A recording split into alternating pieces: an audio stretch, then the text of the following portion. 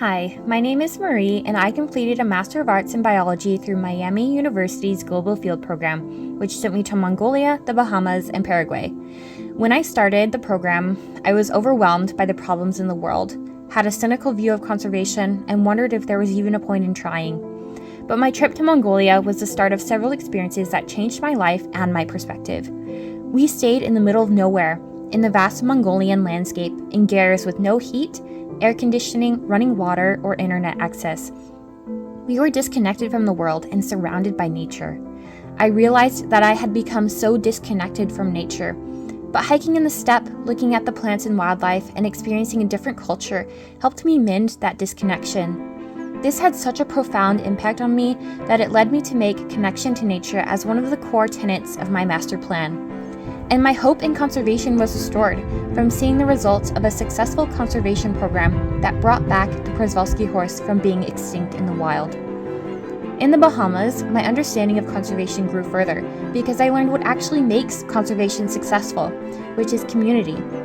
We saw the devastating results of Hurricane Dorian in 2019 that are still affecting some of the islands today.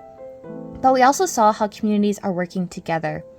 I realized that long-term conservation is not successful unless it is community-based.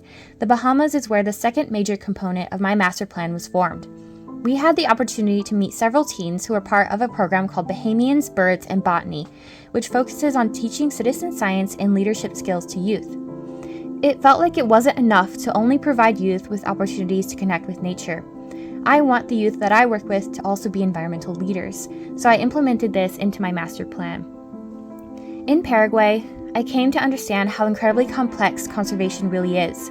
We learned about and saw the Atlantic forest, which has been slashed and burned to the point where only 7% of the forest remains today. We visited and played with youth in impoverished indigenous communities that are victims of racism and neglect.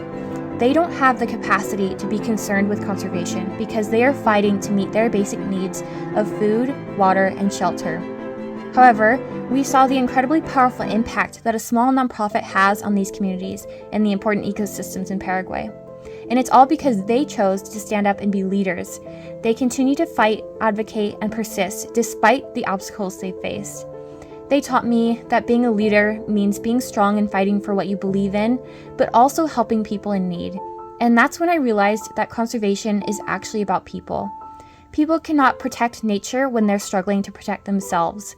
So moving forward, I'm taking these concepts I've learned to help youth connect with nature, but also equip them with skills needed to become leaders, so that one day we'll use those skills and experiences to help others.